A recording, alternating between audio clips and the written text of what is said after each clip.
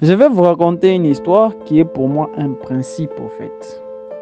Il arriva un jour que la forêt prit feu. Et comme vous le savez, la forêt c'est l'habitation des animaux. Et donc, il y avait tous les animaux qui étaient présents. Il y avait l'éléphant, il y avait les lions, il y avait les girafes, il y avait les léopards, il y avait les guépards. Donc, il y avait tous les animaux puissants et grands que vous connaissez. Et à ce moment-là, la forêt était en train de brûler. La forêt était en train de prendre feu. Et donc, c'était la maison des animaux qui était en train d'être menacée. Et face à tout cela, il y avait tous les animaux qui étaient toujours en train de reculer. Ne sachant pas qu'au fur et à mesure qu'ils étaient en train de reculer, ils allaient peut-être se retrouver face à une situation où ils ne pouvaient plus reculer et soit ils allaient se faire brûler et pire, leur habitation allait être concrètement dévastée et donc ils allaient manquer où vivre.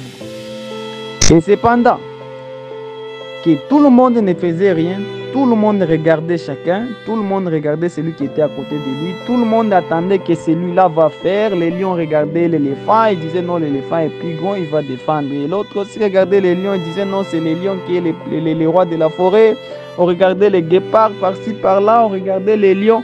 Et tous les animaux, vraiment, ils étaient là, ils se disaient non, ce sont les grands qui vont faire quelque chose. Les grands aussi se disaient non, ce sont les petits. Et les petits aussi se disaient non, ce sont les moyens. Et donc, au fur et à mesure qu'ils étaient en train de réfléchir, leur maison était en train de prendre feu. Donc, la forêt était en train de prendre feu. Et surgit de nulle part un petit oiseau de mauvaise envergure qui volèrent jusqu'à la mer et prirent une petite quantité d'eau dans son bec. Et il revint vers le feu et il souffla cette petite quantité d'eau sur le feu. Et ainsi surgit juste une petite lueur de fumée. Et par là, les lions, l'éléphant et les autres se moquèrent pour dire regarde cette petite oiseau.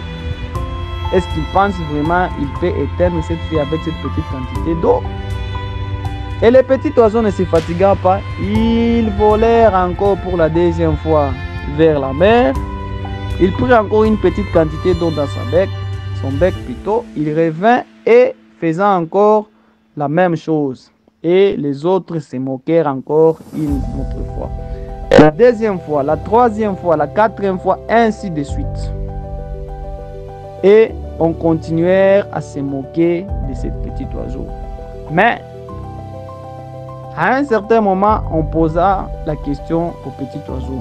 On lui demanda qu'est-ce que tu fais réellement? Et les petits oiseaux répondirent en disant j'ai fait ma part. J'ai fait ma part. Et donc, vous allez comprendre par ici que dans la vie, peu importe votre situation, peu importe votre position, vous avez toujours votre part de responsabilité. Donc, dans la vie, au fur et à mesure que vous allez évoluer dans tous les domaines possibles, ne regardez pas votre position, ne regardez pas la position des autres, ne regardez pas vos moyens, ne regardez pas les moyens des vôtres, mais à chaque situation où vous allez vous retrouver devant, dites-vous dans votre tête que vous devez toujours faire votre part. Et chaque fois que vous pourrez toujours faire votre part, vous serez en paix face à votre conscience.